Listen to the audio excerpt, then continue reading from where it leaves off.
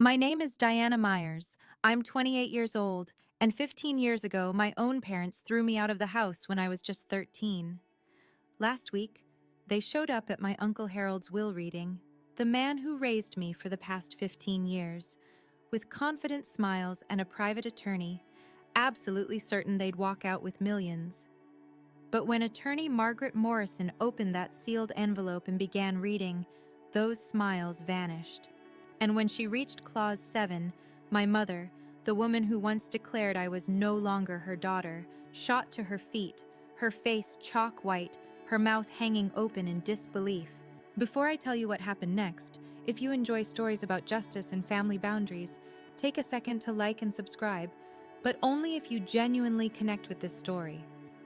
Where are you watching from right now, and what time is it there? Drop a comment and let me know. To understand why my mother reacted that way, I need to take you back to the summer of 2010, when I was a 13-year-old girl who believed she was the root cause of every problem in her family. Growing up in a modest house in Southeast Portland, I learned early that love in our family wasn't distributed equally. My father, Richard Myers, worked as an auto mechanic at a shop downtown. He was a man of few words, and most of those words agreed with whatever my mother said. My mother, Sandra, worked the checkout line at a grocery store and ran our household with the precision of someone who always knew exactly who deserved what. My sister Tiffany was 2 years older than me. She had Mom's golden blonde hair, Mom's bright blue eyes, Mom's easy laugh. Everyone said so. "Tiffany looks just like you did at her age, Sandra." And Mom would beam.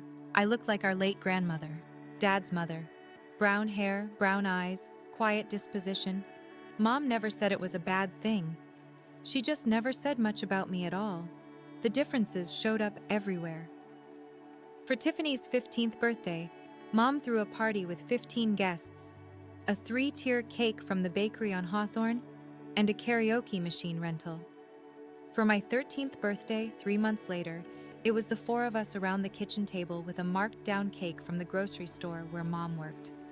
The frosting said "Happy Birthday" with no name, a generic leftover from someone else's canceled order.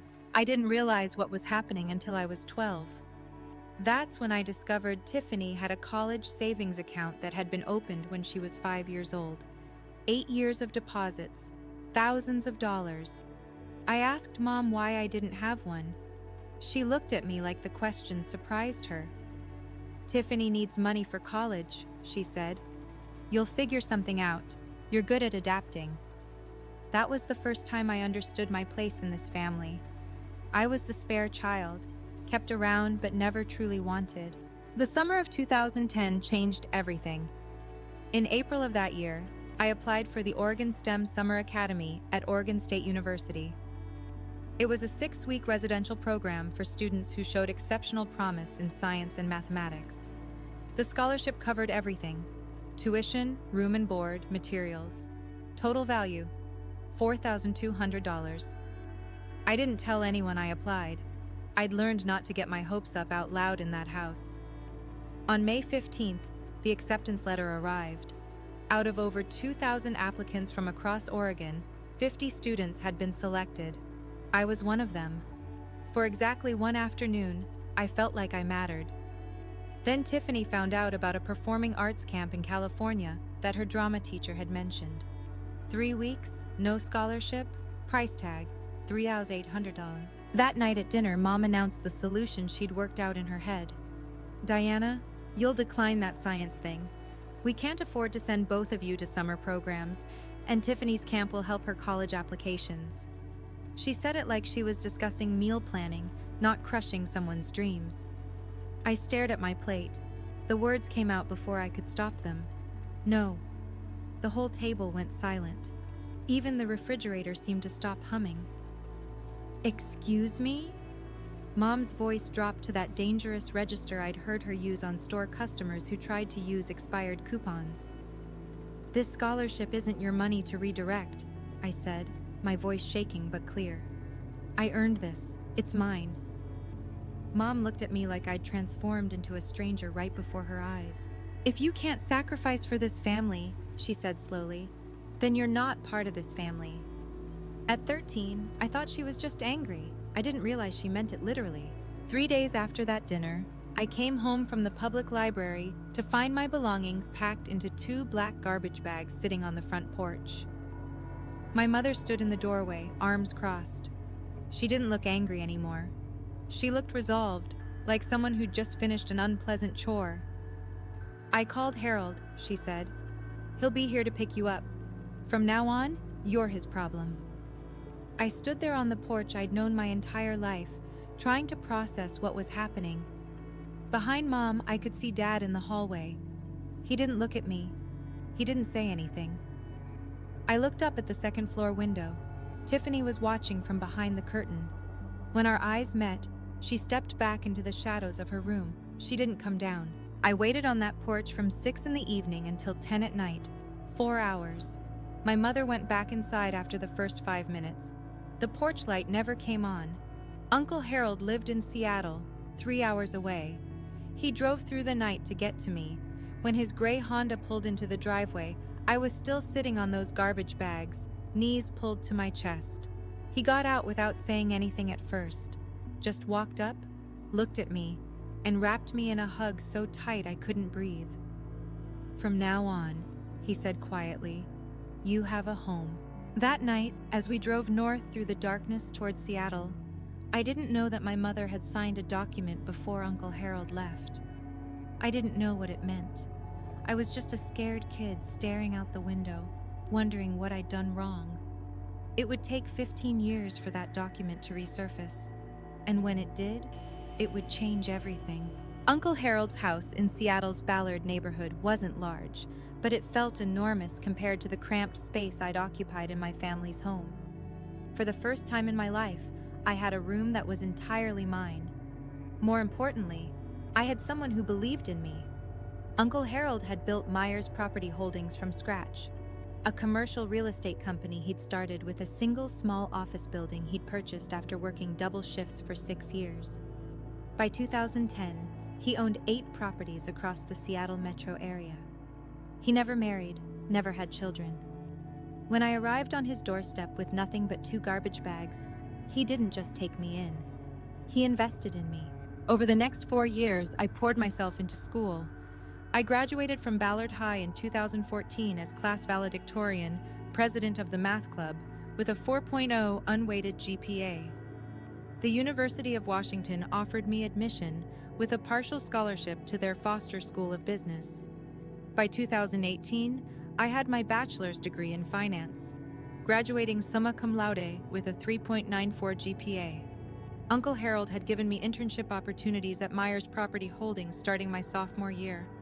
I learned the business from the ground up: data entry, lease analysis, tenant relations, property assessments. In 2019, after 18 months at a Big Four style accounting firm I'll call Mitchell & Partners, I earned my CPA certification. 1 year later, Uncle Harold offered me a position as controller.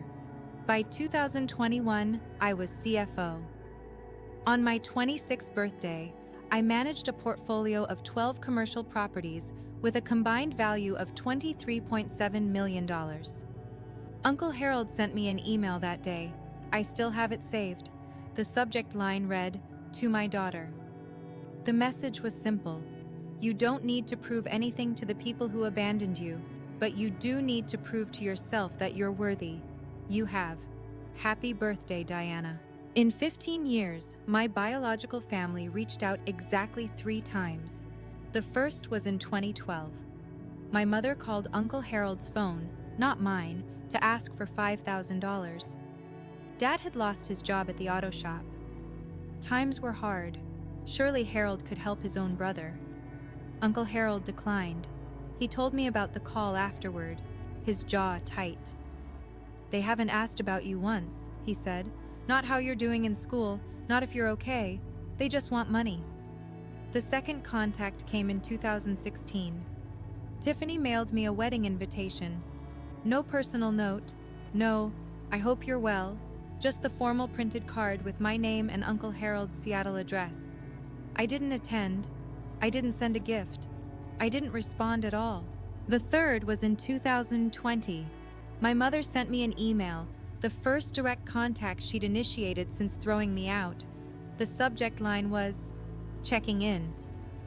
The message mentioned that she'd seen an article in Seattle Business Journal about Myers Property Holdings expanding into the East Side market. She hoped I was doing well and suggested we should catch up sometime. I deleted the email without responding. I wasn't holding grudges. I had simply built a life that didn't include them, and I saw no reason to change that. In the summer of 2024, Uncle Harold received a diagnosis that changed everything. Congestive heart failure, advanced stage. The doctors gave him 12 to 18 months. He lasted 8. During those final months, Uncle Harold met with his estate attorney multiple times. He updated his will in June 2024, 6 months before he passed. When I asked him about it, he just smiled. "Everything's taken care of," he said. "You focus on the business. I've handled the rest." I didn't know what he'd written. I didn't know about the clauses. I trusted him completely. I had no idea what was coming. Uncle Harold passed away on February 28, 2025. He went peacefully in his sleep at Swedish Medical Center with me holding his hand. 1 week later, on March 7th, I was in my office at Myers Property Holdings when my phone buzzed with an unknown Portland number. I almost didn't answer. "Diana?" The voice was immediately recognizable. 15 years hadn't changed my mother's particular way of saying my name, like she was tasting something she wasn't sure she wanted to swallow. "Sandra."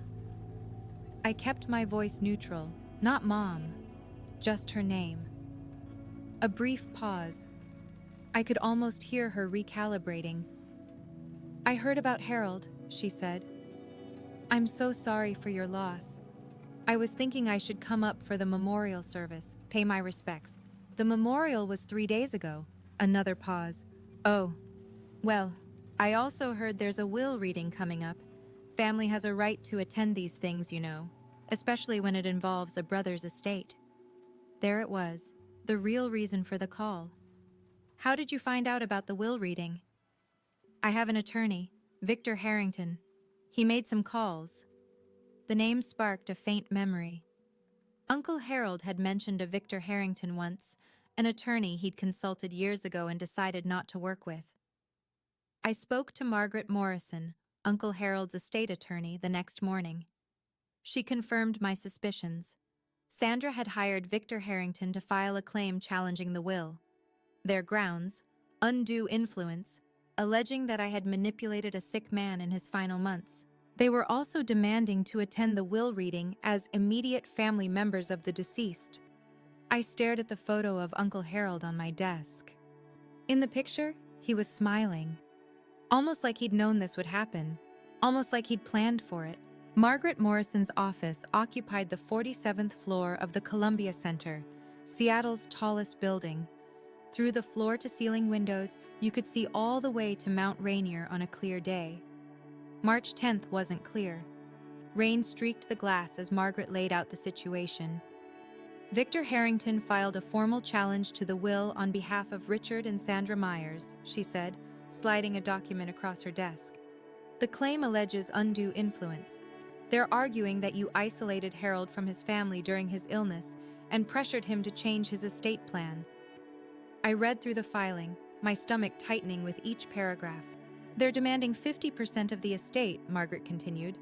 "Their legal theory is that as Harold's only surviving sibling, Richard should be entitled to inherit under intestacy rules, or at minimum, receive a significant share that reflects the natural bonds of brotherhood." "Natural bonds," I repeated. "Richard and Harold hadn't spoken in 8 years before I came to live with Uncle Harold. Did you know that?" Margaret nodded. "I'm aware. Harold told me the whole history, but that's not what concerns me about this filing." She pulled out another page from her folder. "They don't need to win this case. If this goes to litigation, the estate could be frozen for 12 to 18 months during discovery and trial. Meanwhile, the properties need management, tenants need attention, bills need to be paid. A protracted legal battle could cost hundreds of thousands in legal fees and potentially devalue the entire portfolio. So they're betting I'll pay them off to make them go away. That's the strategy, Margaret agreed. It's not unusual in estate disputes. I looked down at the challenge filing. In the section describing our family history, Sandra had written that I had abandoned my family and exploited Harold's loneliness. The woman who threw me out was claiming I abandoned her. Do you have any documentation about your circumstances in 2010? Margaret asked. Anything that establishes what actually happened when you went to live with Harold? I thought back to that night on the porch, the garbage bags, the 4-hour wait, Uncle Harold arriving in the darkness. I was 13, I said. I didn't exactly keep records. Harold did. Margaret was already reaching for her phone. She dialed her assistant and asked for a specific file number from the archives. 20 minutes later, her assistant returned with a yellowed folder. Margaret opened it carefully, scanning the contents. Then she looked up at me with an expression I couldn't quite read. Diana, did you know about this? She slid the document across the desk. The header read, Voluntary Relinquishment of Parental Rights and Transfer of Guardianship. Dated July 15, 2010. The document stated that Richard James Myers and Sandra Ellen Myers, being of sound mind, voluntarily relinquished all parental rights and responsibilities for their minor daughter, Diana Marie Myers, and transferred full legal guardianship to Harold Raymond Myers.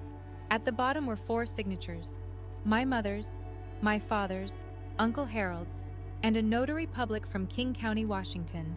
File number 2010 GH 5847. They didn't just kick you out, Margaret said quietly. They legally gave you up. They signed away their parental rights. As far as the law is concerned, Sandra and Richard Myers stopped being your parents the moment they signed this document. My hands were trembling. I'd been 13 years old, sitting on a porch in the dark. I had no idea my mother had been signing papers inside the house. What does this mean for their claim? Margaret's expression shifted. It means Richard has no standing to claim inheritance through familial relationship. Legally, he's not your parent. He severed that connection himself, in writing, with witnesses 15 years ago. Margaret offered me 2 paths forward. Option 1, we negotiate, she said. I reach out to Harrington, explain that their legal position is weaker than they realize, and offer a settlement. $500,000 to $1 million in exchange for them withdrawing their challenge and signing a waiver of any future claims. It's faster, cleaner, and avoids any public spectacle. And option 2? We proceed with the will reading as scheduled. They've demanded to attend as family members. We let them. Then we present the evidence. The guardianship transfer document, the full history, everything Harold wanted disclosed in the event of a challenge. She paused. Harold anticipated this, Diana. He left specific instructions for how to handle exactly this scenario. He wanted the truth on the record. I went home that night and couldn't sleep. I sat in the living room of the house Uncle Harold had left me, staring at the family photos on the mantel. There were pictures of me at every stage: high school graduation, college commencement, the day I got my CPA license, my first day as CFO. In every photo, Uncle Harold was beaming beside me. There were no photos of Richard or Sandra, not one. I thought about Uncle Harold's words from that email years ago. You don't owe them anything, but you owe yourself the truth. At 7 the next morning, I called Margaret. I want the will reading to proceed, I said. No settlement, no buyout. If they want to be present for this, let them. But we're not hiding anything. Are you sure? Once this becomes public, they chose to make this public when they filed their challenge. I'm just respecting their choice. The will reading was scheduled for Friday, March 14, 2025, at 2:00 p.m. in the Morrison & Associates conference room. 5 days away. The next few days were a blur of preparation. My best friend Elena Torres, we'd met when she joined Myers Property Holdings as HR director 3 years earlier, helped me organize the documentation. She was the only person besides Margaret who knew the full story of my childhood. 47 emails, Elena said, looking up from her laptop in my office on Wednesday evening. 47 emails from Harold to you over 10 years, documenting his relationship with you and his reasons for estranging himself from Richard. The emails painted a clear picture. In 2002, Richard had borrowed $80,000 from Harold with a promise to repay it within 5 years. 23 years later, not a single dollar had been returned. That broken promise had fractured their relationship. My arrival in 2010 had nothing to do with their estrangement. It had already been festering for 8 years. Elena also pulled the financial reports from my 3 years as CFO. Under my leadership, the Myers Property Holdings portfolio had grown from $17.7 million to $23.7 million, a 34% increase in value. Occupancy rates averaged 96%. Tenant satisfaction scores were the highest in the company's history. On Thursday evening, I met with Dr. Lauren Hayes, the therapist I'd been seeing since my early 20s. "Remember why you're doing this," she said. "You're not seeking revenge, you're closing a chapter. There's a difference." "What if I feel satisfaction when they realize they've lost?" Dr. Hayes smiled gently. "That's called justice, Diana. Feeling validated when the truth comes out isn't the same as cruelty. The question is what you do afterward." I drove home that night through Seattle's rain-slicked streets, thinking about her words. I looked in the bathroom mirror before bed. "She has no power over you anymore," I told my reflection. "Only you get to decide your story now." Friday was coming, and I was ready. Okay, let me pause here for a second. If you've made it this far, and you're wondering how I handled what came next, drop a comment with your prediction. What do you think Sandra did at the will reading? And if this story resonates with you, if you've ever had to set boundaries with family, don't forget to subscribe. We're just getting to the part you've been waiting for. Now back to that Friday afternoon. The Morrison and Associates conference room occupied a corner of the 47th floor, with floor-to-ceiling windows offering panoramic views of Elliott Bay and the Olympic Mountains beyond. On a clear day, it would have been breathtaking. On March 14th, 2025, the sky was overcast, the water a steel gray that matched my mood. I arrived 15 minutes early at 1:45 p.m. I wore a navy blue tailored suit. Professional, understated. My hair was pulled back in a simple bun. I'd learned from Uncle Harold that the most powerful people in the room never needed to announce themselves. The conference room could seat 20 at the main table, with additional chairs arranged along the walls. When I entered, 14 people were already present. Margaret Morrison sat at the head of the table with 2 junior associates. Thomas Graham, the senior auditor from Mitchell & Partners, who had handled Uncle Harold's accounts for a decade, occupied a seat near the window. Representatives from 3 charitable organizations filled several chairs: Seattle Children's Hospital, Habitat for Humanity Northwest, and the Olympic National Park Foundation. Uncle Harold had been a significant donor to all 3 for over 20 years. 5 senior staff members from Myers Property Holdings sat together near the door. They'd worked with Uncle Harold for years and had known me since my intern days. Margaret caught my eye and nodded toward a seat at the center of the table, directly across from where she would be reading the will. I took my place, arranging the folder of documents Elena had prepared in front of me. Through the glass wall of the conference room, I could see the elevator lobby. At 2:03 p.m., the elevator doors opened. My mother stepped out first. Even from across the floor, I could see she'd dressed for the occasion. Black dress, pearl necklace, full makeup. Behind her came my father, my sister, and a man in an expensive suit carrying a Mont Blanc briefcase. The show was about to begin. Sandra Myers entered the conference room like she owned it. That was always her way, projecting confidence she hadn't earned, claiming space she hadn't been given. She wore a black dress that looked new, and her pearl necklace caught the overhead lights as she surveyed the room with a practiced expression of dignified grief.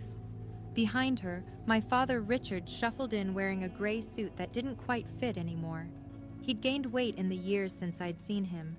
His eyes found me briefly, then darted away. He'd always been good at looking away.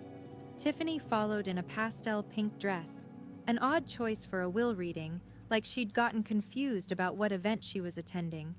At 30, she looked tired in a way that had nothing to do with the early morning flight from Portland. Their attorney, Victor Harrington, brought up the rear. He was tall, silver-haired, with the kind of polished confidence that came from decades of high-stakes litigation. His Mont Blanc briefcase probably cost more than my first month's salary at Mitchell & Partners. Sandra's gaze swept the room until it landed on me. "Ah," she said, her voice carrying in that way she'd perfected. "You're here already." I didn't stand. Sandra. The single word, her name, not Mom, made her pause mid-stride. Something flickered across her face. Then she recovered. "I was hoping we could speak privately before this starts. Family matters should be handled by family." "The proceedings begin in 2 minutes," I said. "I'm sure whatever you have to say can wait." Margaret Morrison rose from her seat. "Mrs. Myers, Mr. Myers, Ms. Myers, Mr. Harrington, there are seats arranged for attending parties along the wall. The main table is reserved for beneficiaries and estate representatives." Sandra's jaw tightened visibly. She'd expected a seat at the center of things. Instead, she was being directed to the margins. She wasn't even at the table. Sandra didn't take her seat quietly. Instead, she detoured past the representatives from Seattle Children's Hospital, pausing to introduce herself with an expression of practiced sorrow. "I'm Sandra Myers," she said, loud enough for most of the room to hear. "Harold's sister-in-law. We were quite close for many years, before this unfortunate estrangement." She glanced meaningfully in my direction. The hospital representative, a woman in her 50s named Dr. Patricia Wells, nodded politely but said nothing. Sandra continued, undeterred. "It's so tragic how some people come into a family and create division. Harold was such a generous man, so trusting, perhaps too trusting." I kept my eyes on my folder. I didn't respond. I'd learned long ago that Sandra fed on reactions. Tiffany, settling into a chair against the wall, added her piece. "Uncle Harold used to visit us in Portland all the time when we were kids. I don't understand why she gets to sit up there and we're back here." Victor Harrington was already taking notes, his pen moving across a legal pad, documenting everything, building their case, looking for any reaction he could twist. I gave him nothing. Sandra took her seat beside Tiffany, but she wasn't finished. As Margaret organized her papers at the head of the table, Sandra's voice cut through the quiet room once more. "A child who's been rejected by her parents usually has a reason. I just wish Harold had seen through her the way we did. A mother always knows." The words hung in the air. Several people in the room shifted uncomfortably. Thomas Graham, the auditor, was staring at Sandra with open disbelief.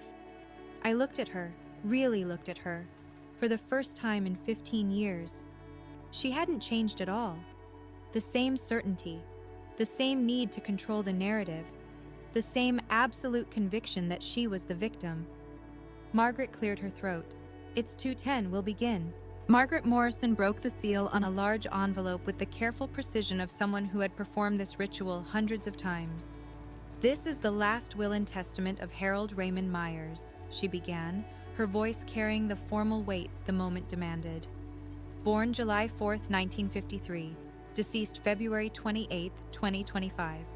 This document was executed on June 18, 2024, and represents the final expression of Mr. Myers' wishes regarding the disposition of his estate." Sandra sat forward slightly, her pearl necklace catching the light. Margaret continued reading the preliminary sections. Article 1 confirmed Harold's identity and residence. Article 2 declared him to be of sound mind. Margaret noted that a psychiatric evaluation had been conducted by Dr. Stephen Park on June 10, 2024, 8 days before the will was signed.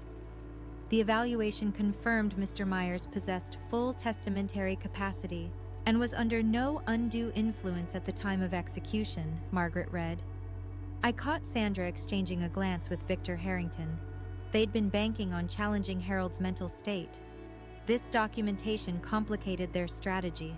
Article 3 revoked all prior wills and codicils. Then Margaret turned to Article 4, the inventory of assets. At the time of death, Mr. Myers' estate included the following: 12 commercial properties located throughout King County and Snohomish County with a combined assessed value of $18.2 million.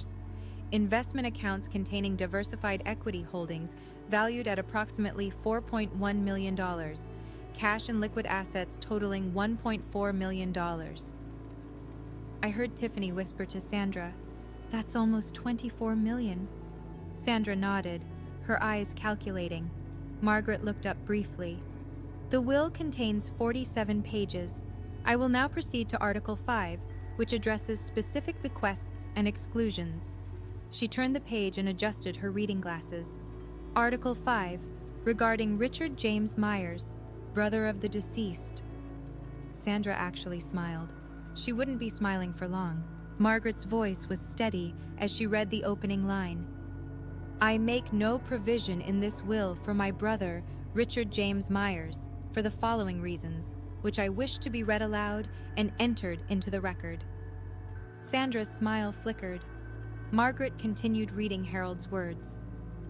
First, in March of 2002, Richard borrowed $80,000 from me with a written promise to repay the full amount within 5 years. 23 years have passed. Not $1 has been returned. I have retained the original promissory note as documentation. Richard's face went pale. He hadn't expected this. Second, on July 15, 2010, Richard and his wife Sandra voluntarily executed a legal document relinquishing all parental rights to their daughter Diana Marie Myers, transferring full guardianship to me. This document was properly witnessed and notarized. Sandra shot to her feet. What does that have to do with anything? Margaret paused, looked at Sandra over her glasses, and continued reading without acknowledging the outburst. The significance of this document is as follows. By legally terminating their parental relationship with Diana, Richard and Sandra severed any claim they might have had to inherit from me through her. Diana is my legal heir. Richard is not her legal father.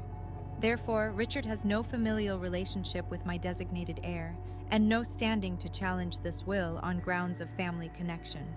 Richard stood now too. This is ridiculous! I'm Harold's brother, his blood brother! Victor Harrington grabbed Richard's arm, pulling him back down. But even the attorney's face had gone gray. Margaret reached into her file and produced a document. For the record, the original voluntary relinquishment of parental rights is on file with King County Family Court, file number 2010 GH 5847. I have a certified copy here, which any party may examine. She laid the document on the table.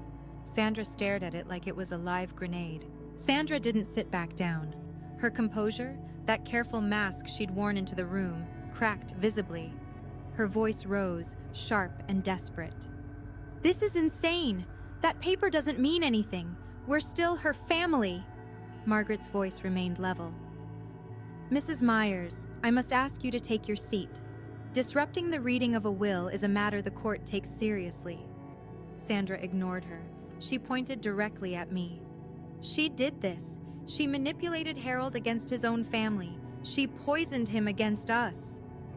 Dr. Patricia Wells from Seattle Children's Hospital looked uncomfortable. The charity representatives hadn't signed up for a family meltdown. Tiffany tugged at Sandra's sleeve. Mom, sit down. People are watching. I don't care who's watching, Sandra's voice cracked. I want to know how this happened. Harold loved Richard. They were brothers.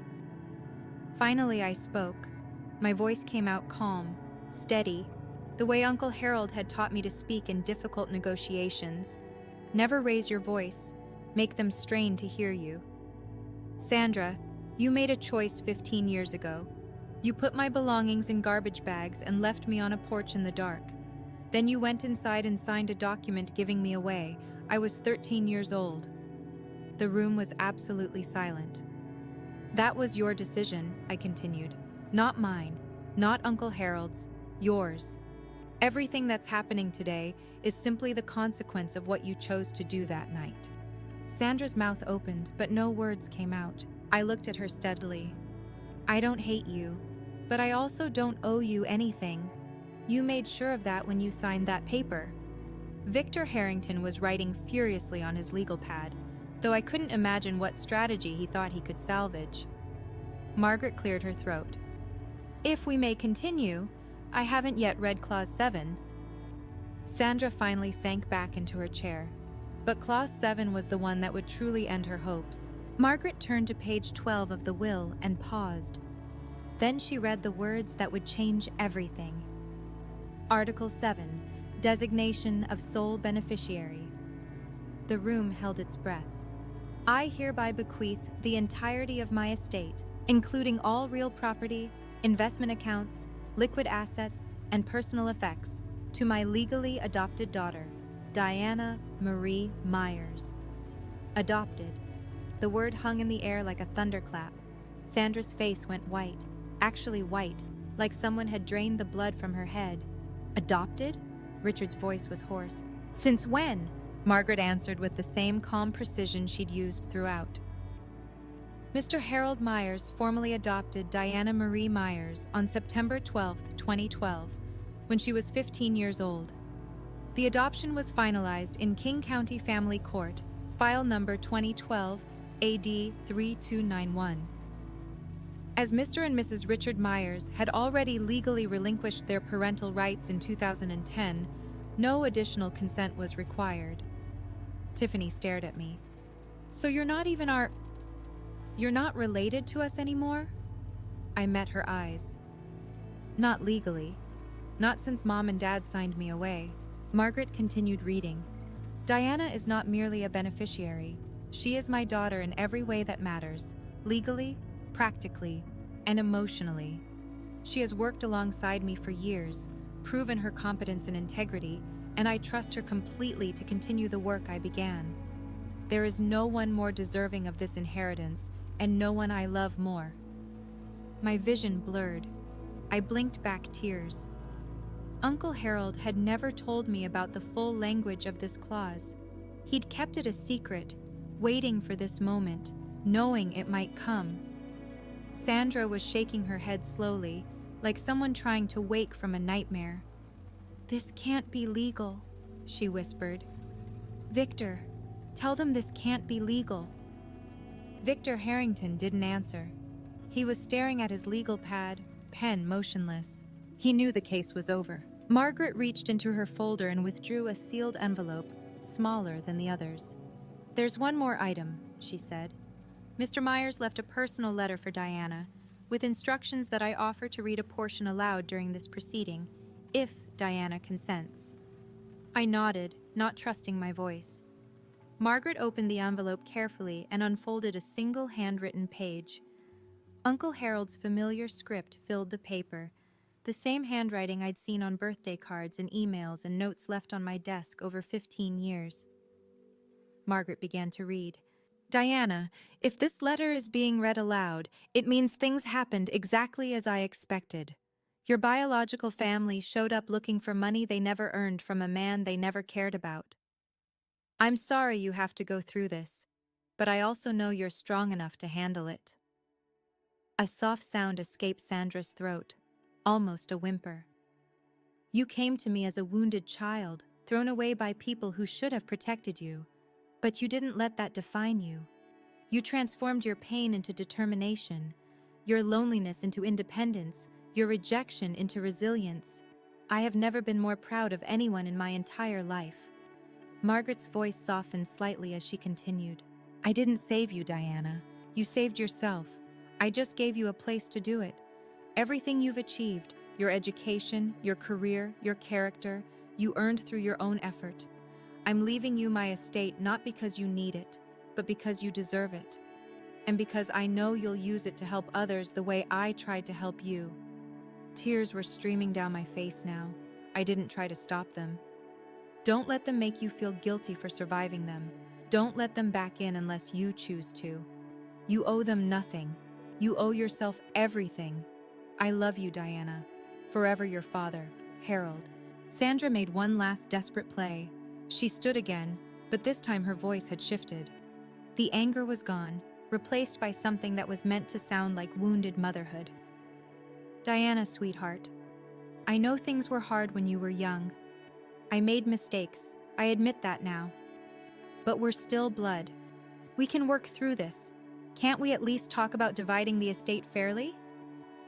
I wiped my eyes and looked at her. You gave up the right to call me sweetheart 15 years ago. I want to contest this will, Sandra announced to the room. Victor, tell them. We have grounds. Undue influence. Harold was sick. She isolated him. Victor Harrington finally spoke, though he sounded like a man reading his own obituary.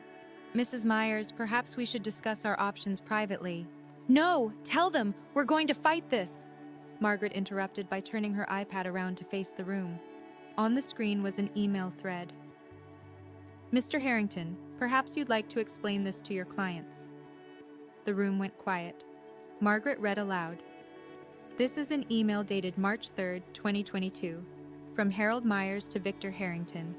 The subject line is terminating services. In the email, Mr. Myers writes, Victor, I am ending our professional relationship. Your advice that I include Richard in my estate plan despite his years of financial exploitation and his treatment of Diana is unacceptable. I will be engaging new counsel. She looked up at Victor. You previously represented Harold Myers. You were terminated because you advocated for Richard's interests over Harold's wishes. And now you've accepted this case against Harold's estate, without disclosing that conflict of interest to your current clients. Victor's face had gone the color of old concrete. Sandra turned to stare at him. You told me we would win. He had no answer. Victor Harrington stood up abruptly, gathering his Mont Blanc briefcase with shaking hands. I need to review these documents, he said, his voice stripped of its earlier polish. We should discuss our options privately, Mrs. Myers. Discuss what? Sandra's voice was rising again. You're leaving? Right now? In the middle of this? Victor didn't answer. He was already moving toward the door, walking with the stiff gait of a man who knew his career might be imploding. Victor! Sandra called after him. Victor! The conference room door closed behind him with a soft click. Sandra stood frozen, abandoned by her own attorney in front of everyone she'd hoped to impress. Richard hadn't said a word in minutes. He sat slumped in his chair, staring at the floor. He'd spent his whole life following Sandra's lead, and now she had led them both off a cliff. Tiffany was crying quietly. I couldn't tell if she was upset about the money or about the public humiliation. Sandra turned back to me one more time. The mask was completely gone now. Underneath it was just desperation, and beneath that, something that might have been the first stirrings of real regret. Diana, her voice broke. We can still, we're still a family, aren't we? Blood is blood. You could still... I stood up from the table. Sandra, you stopped being my family on July 15th, 2010. You signed the document yourself. I didn't make that choice, you did. I gathered my folder and looked at her steadily. I don't hate you. I actually feel sorry for you, but you have no claim on me. Not legally, not emotionally, not in any way that matters. I turned to Margaret. Can we continue with the remaining articles? Margaret nodded. Sandra sat down heavily. She didn't speak again for the rest of the reading. Margaret turned to the next section with practiced calm. Article 9, Charitable Bequests. The representatives from the 3 charitable organizations straightened in their seats. I direct that the following gifts be made from my estate. $500,000 to Seattle Children's Hospital, to be used for the establishment of a scholarship fund for children from disadvantaged backgrounds. $300,000 to Habitat for Humanity Northwest, for the construction of affordable housing in the greater Seattle area. $200,000 to the Olympic National Park Foundation, for wilderness preservation and environmental education programs. Dr. Patricia Wells from Seattle Children's Hospital nodded solemnly. Harold was one of our most consistent donors for over 2 decades. This gift will help hundreds of families.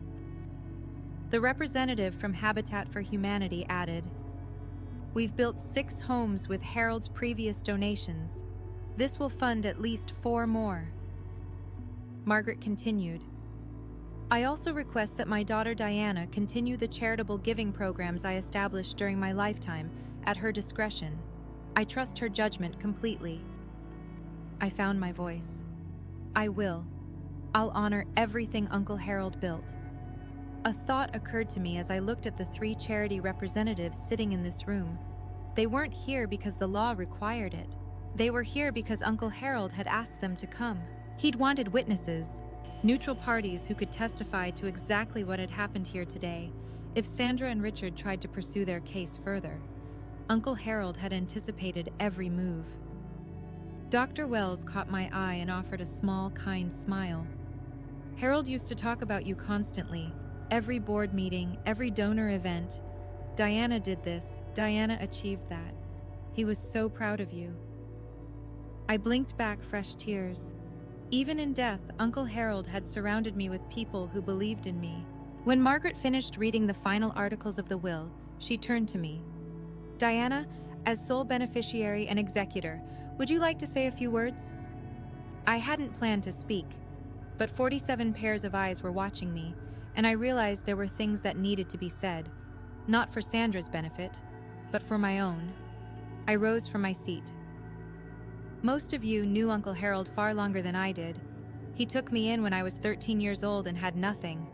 He gave me a home, an education, and most importantly, a family that chose to love me. I looked around the room, at the Myers Property Holdings employees who had watched me grow from an intern into a CFO, at the charity representatives who had witnessed Uncle Harold's generosity for decades. With this inheritance, I intend to continue everything Harold built.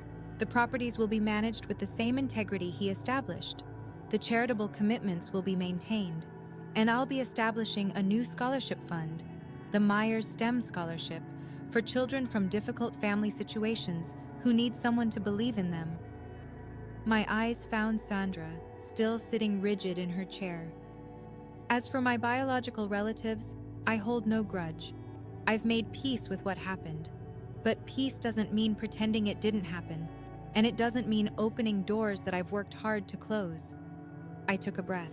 Harold taught me that family is about choice. The people who show up for you when everything falls apart, those are your family. By that definition, the people in this room who knew Harold, who worked with him, who respected him, you're more my family than the people who share my DNA. I sat back down. The room was silent for a long moment. Then Thomas Graham, the auditor, began to clap. Others followed. Sandra didn't move. Margaret formally concluded the reading at 3:47 p.m. The will has been read in its entirety. All legal requirements have been satisfied. Ms. Myers, you may contact our office next week to begin the transfer process. The estate should be fully settled within 14 business days. People began to rise, conversations murmuring to life around the room.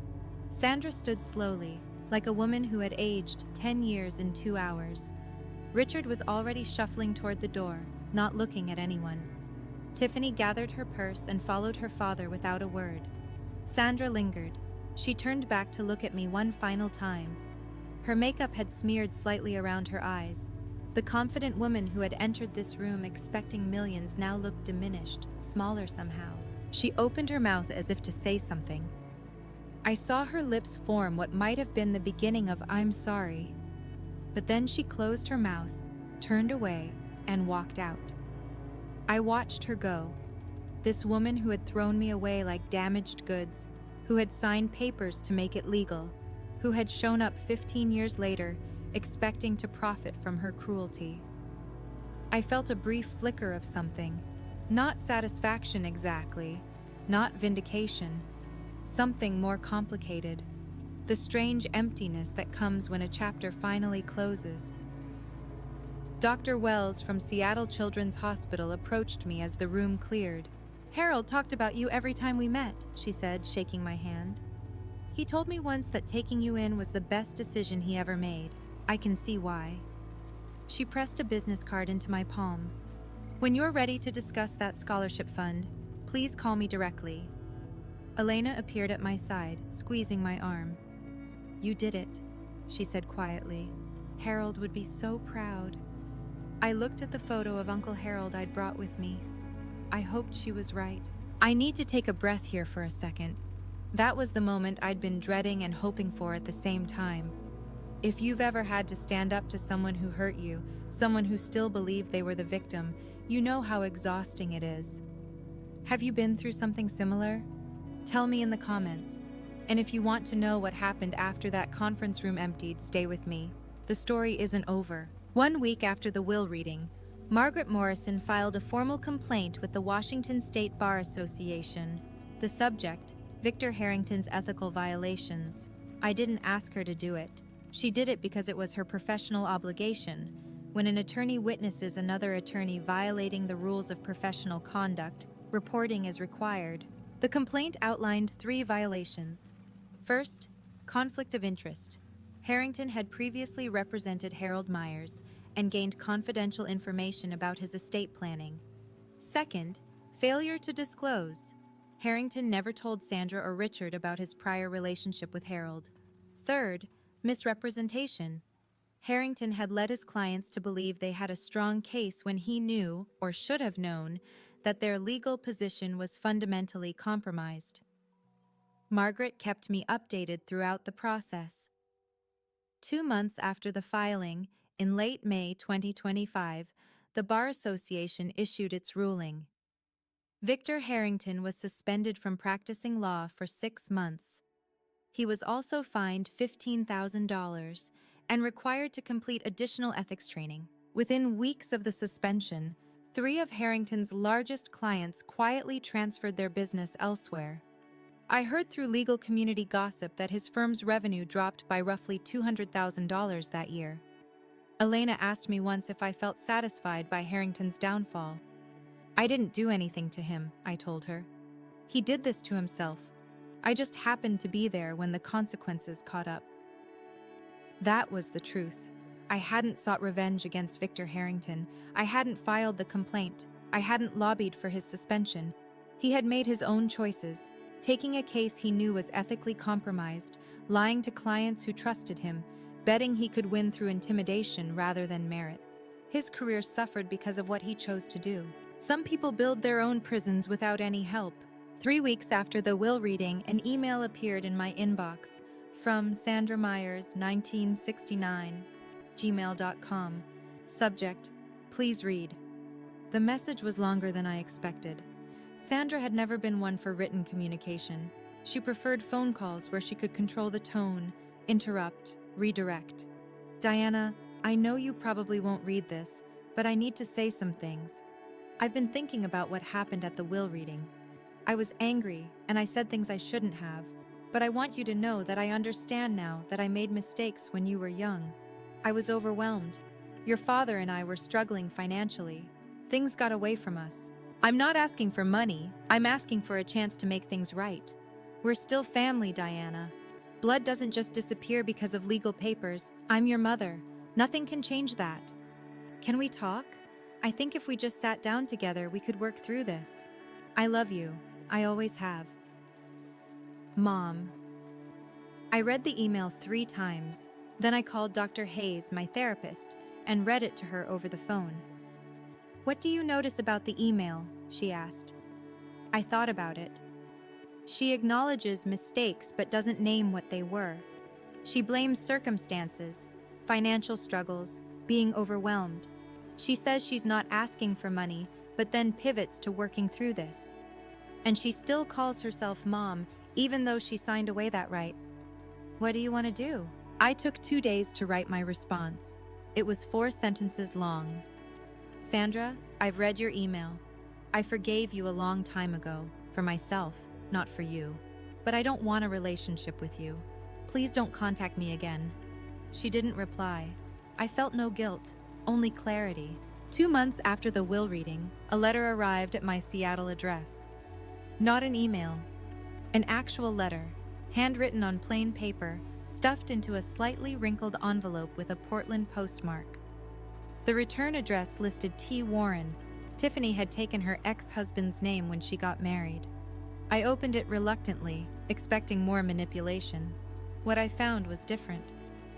Diana, I'm not writing this to ask for anything. I don't want money. I don't want forgiveness. I just need to say something I should have said 15 years ago. The night Mom and Dad kicked you out, I was watching from my bedroom window. I saw you sitting on the porch with those garbage bags. I watched for 4 hours. I saw you alone in the dark waiting, and I never came down. I could have. I was 15. I could have brought you water or sat with you or at least told you I was sorry. Instead, I just watched from the window like a coward. That's haunted me ever since. Every time Mom would talk about you, always blaming you, always making herself the victim, I would think about that window, about what I didn't do. I'm not asking you to forgive me. I'm not asking for a relationship. I just wanted you to know that I know what I did was wrong. I failed you when you needed family most. You deserved better from your older sister. If you never want to hear from me again, I understand.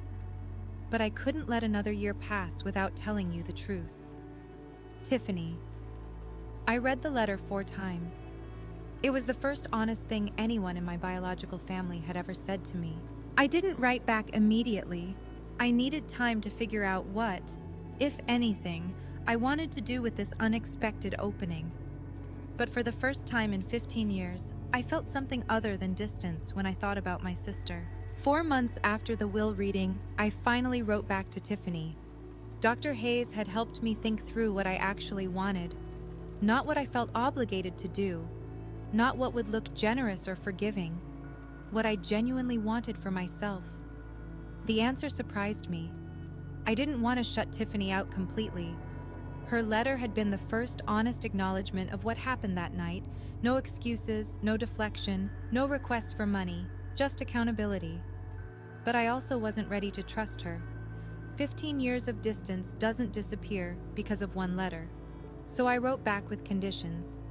Tiffany, I've read your letter many times. I appreciate that you acknowledged what happened without making excuses. That took courage. I'm not ready for a full relationship, but I'm open to cautious contact under these conditions. First, no contact through Mom or Dad. I've ended communication with them permanently, and I need that boundary respected. Second, no discussions about money, inheritance, or anything related to Uncle Harold's estate. Ever. Third, I reserve the right to end any conversation without explanation.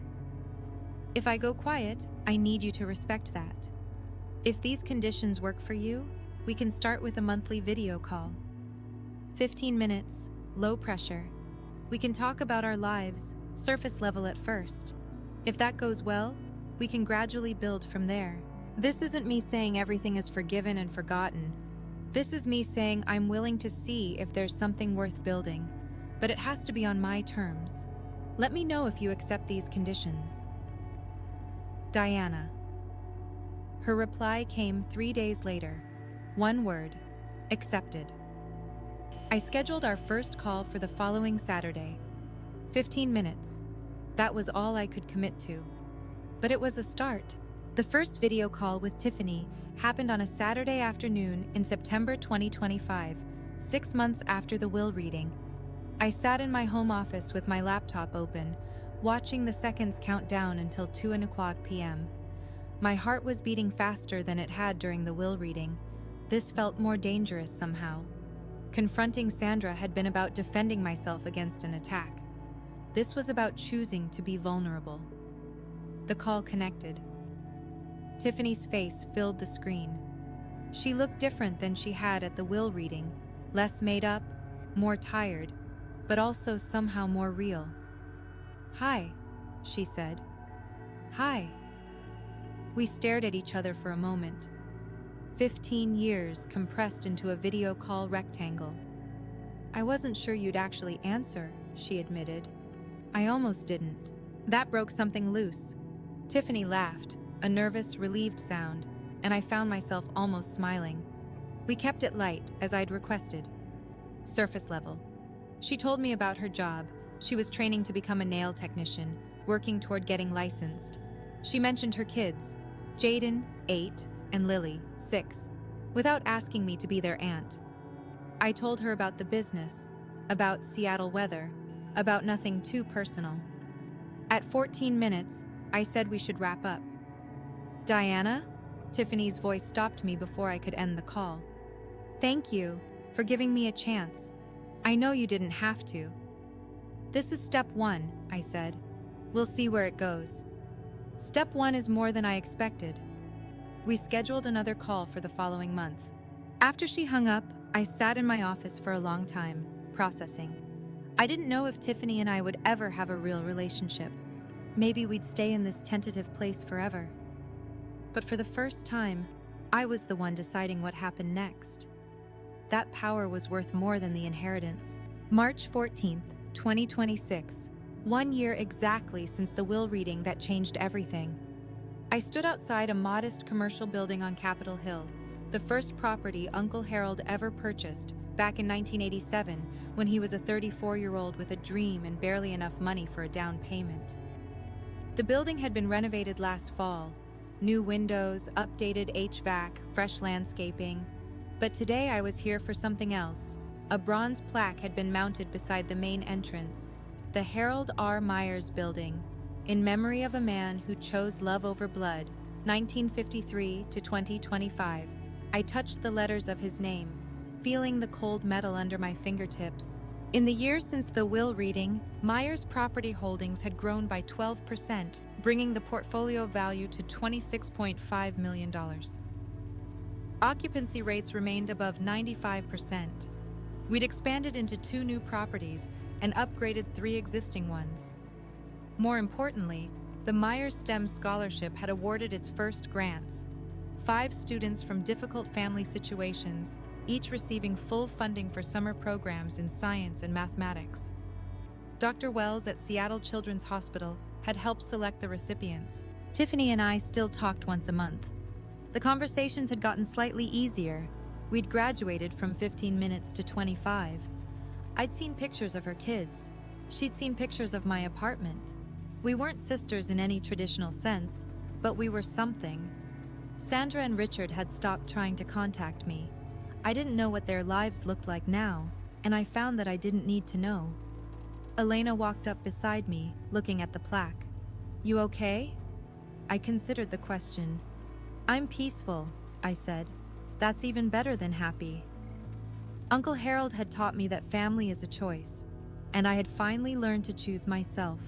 The sky over Seattle was clear for the first time in weeks. I could see all the way to the mountains. If I look at my own story through a psychological lens, there's a concept called conditional self-worth, the belief that you're only valuable if certain people approve of you. I spent the first 13 years of my life trapped in that belief. My mother's indifference felt like proof that I didn't matter. What actually saved me wasn't Uncle Harold's money. It was his unconditional acceptance. He saw me for who I was, not who I should have been. Here's what I want you to take from this story. You don't need anyone's permission to know your worth, and you have every right to set boundaries, even with family, even with parents, even with blood. Forgiveness is something you do for yourself. Reconciliation is something you choose for yourself. These are 2 different things, and no one gets to decide which one you offer. Your story is yours to write. Thank you for staying with me through this entire story. If it resonated with you, if you've ever had to find your own worth after someone tried to take it away, I hope you know you're not alone. If you'd like to hear more stories like this, subscribe and hit the notification bell. And check the description for links to similar stories about boundaries, family, and finding your own way. Until next time, take care of yourself.